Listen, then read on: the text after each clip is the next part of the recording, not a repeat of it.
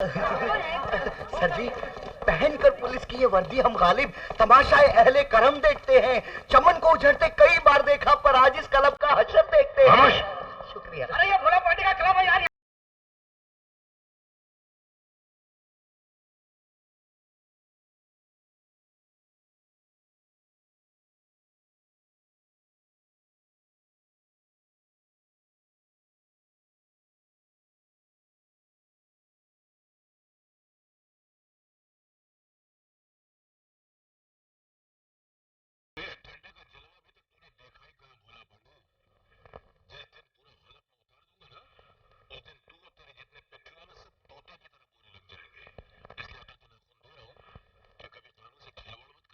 कानून?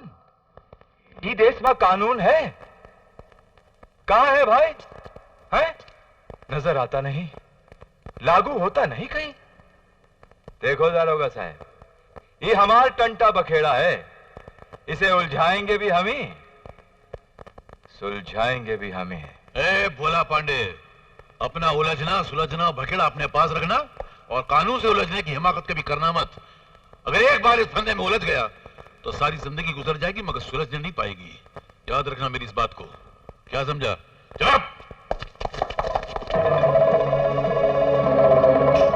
छोटे को अंदर ले जा और बड़े से बड़े डॉक्टर को बुला ला। मौत की उस वादी में जाने की क्या जरूरत थी तुम्हें? ये जानते हुए कि भोला पांडे हमारा दुश्मन है, हमारे खून का प्यासा है, उसके अड्डे पर जाने की क्या जरूरत थी तुम्हें? बोलो। ईंट का जवाब पत्थर से देने गया था पापा। ईंट का जवाब पत्थर से देने गया था? दोस्ती का मायने भी समझता है तू? परसों से आपकी और परशु अंकल की दोस्ती देखते आ रहा हूं पापा। अगर कोई आपकी तरफ आंख उठाकर भी देखे तो परशु अंकल उसकी आंख उखाड़ लेंगे। अगर कोई आपसे ऊंची आवाज में बात करे तो परशु अंकल उसकी जबान खींच लेंगे। कोई आप पर वार करे तो परशु अंकल उसकी लाश गिरा देंगे। दोस्त और दोस्ती दोनों का मतलब खूब जानता हूं मैं, और वही निभाने गया था पापा। देखो बेटे, परसों और तुम्हें छोड़कर मेरी जिंदगी में और कोई नहीं है। ये धन, ये दौलत, ये जायदाद सब तुम्हारे लिए तो है। मेरी जिंदगी की सबसे बड़ी कमजोरी हो तुम बेटे, इसलिए अपने नजरों से दूर तुम्हें छुपा कर रखा, ताकि मेरे दुश्मन मेरी इस कमजोरी का नाजायज फायदा ना उठा सके। बेटा गौरव, हमारे रास्तों पर चारों तरफ पेट्रोल ही पेट्रोल छा हुआ है। कौन कब मौके का फायदा उठाकर उस पर जलती हुई माचिस उछाल दे और किस मोड़ पर हमारी जिंदगी का सफर खत्म हो जाए ये हम भी नहीं जानते। इसलिए बेटा हमारे दुश्मनों से तू अपने आप को दूर रख। अरे हम तो गोलियों की बौछार अपने सीने पर झेल लेंगे, मगर तुझ पर कोई आंच आ जाए तो हम और तुम्हारे पापा ये नहीं सह सकेंगे। इसलिए दुश्मनों से पंजा लड़ाने की गलती जिंदगी में दोबारा कभी नहीं करना, कभी नहीं। गलती नहीं, वो मेरी दोस्ती थी परशु अंकल। दोस्ती में जिस तरह वफादारी आप दोनों में है, उतनी वफादारी मैं अपने दोस्त देव से करता हूं। उसकी खातिर मैं कुछ भी कर सकता हूं, यहां तक कि अपने आप को मिटा भी सकता हूं। आकान, लगता है इनकी दोस्ती हमारी दोस्ती से भी एक कदम आगे बढ़ गई है।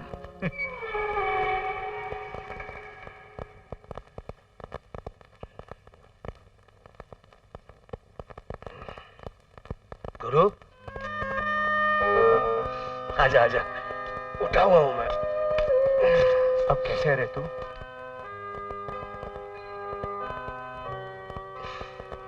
कितने कर्ज तू मुझ पे ला देगा यार। अब तो इन रगों में भी तेरा खून दौड़ रहा है। देख देव, दोस्ती में कर्ज, एहसान, मुरवत जैसे लफ्ज मत जोड़ा कर। अरे खून क्या, मैं तो तेरे लिए हंसते हंसते अपनी जान भी दे दूं। अब ऐसी बातें करके तू मुझे रुलाना चाहता है? और तू क्या ऐसी बात करके मुझे बहुत खुश कर रहा है? क्यों? इस चार दीवारी में एक दूसरे को तसल्ली देने से कुछ नहीं होगा बेटे। दुश्मनों के गिरोह में रहने वाले हमारे सबसे खास आदमी ने यह खबर भेजी है कि आज रात भोला पांडे के आदमी जेल में खाकान को खत्म कर देंगे। मैं उस जेल पर गोलियों की बारिश कर दूंगा, लाशों के ढेर लगा दूंगा, सारे पुलिस डिपार्टमेंट को उजाड़ कर रख दूंगा और पापा को जेल से बाहर निकाल लाऊंगा मैं। मेरे होते हुए तुझे कानून तोड़ने की जरूरत नहीं है मेरे दोस्त। तेरे डैडी का बहुत नमक खाया है, उसमें से थोड़े से नमक का हक अदा करने का मौका जिंदगी में पहली बार आज मिला है। अरे अंकल की पहनाई हुई वर्दी आज काम में नहीं आएगी तो कब काम में आएगी? तुझे आंसू बहाने की जरूरत नहीं, क्योंकि मैं जानता हूं कि बाप की मौत के आंसू में कितनी तकलीफ होती है। मैंने बचपन में वो आंसू बहाए हैं, मगर तुझे मैं वो आंसू बहाने नहीं दूंगा।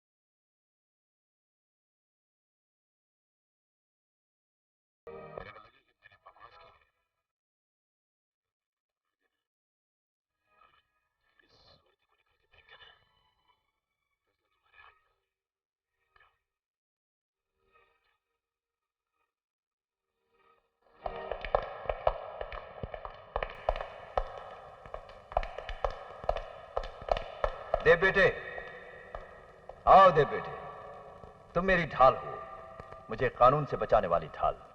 ऊपर आओ। मैं आपको इंस्पेक्टर खान के खून के जुर्म में गिरफ्तार करने आया हूं। हमसे मजाक कर रहे हो तुम? You are under arrest.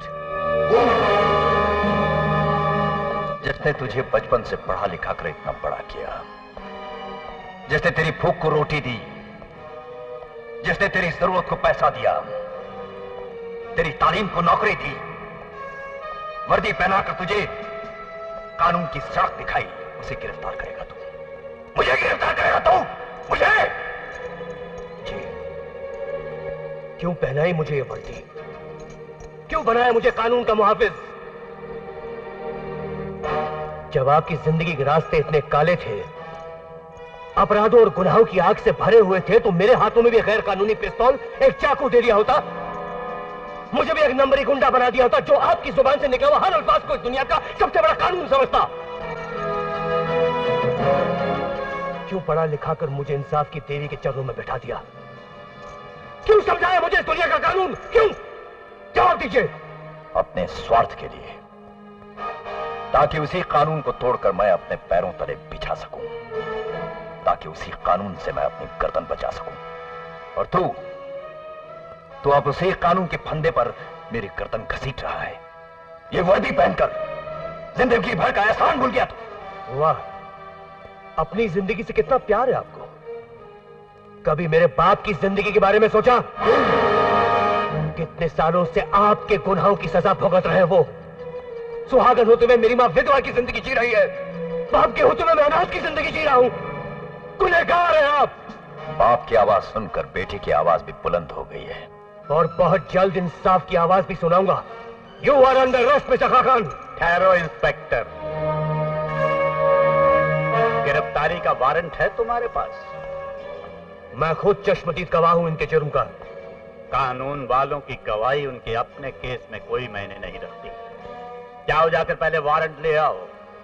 कानूनी दाव पेच के हम पुराने मास्टर हैं। बच्चे, आग से मत खेलो वरना जल जाओगे। जाओ पहले वारंट लाओ, बाकी डिस्कशन बाद में करेंगे।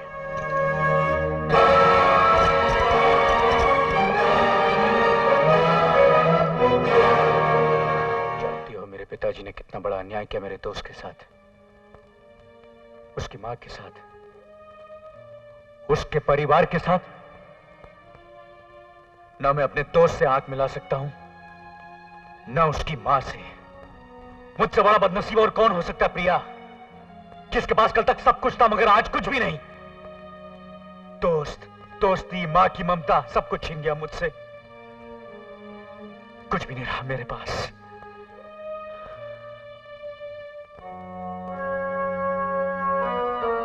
बहुत कुछ है तुम्हारे पास, इतनी गहरे जज्बात है तुम्हारे पास जिसमें सारी दुनिया की इंसानियत समा सकती है।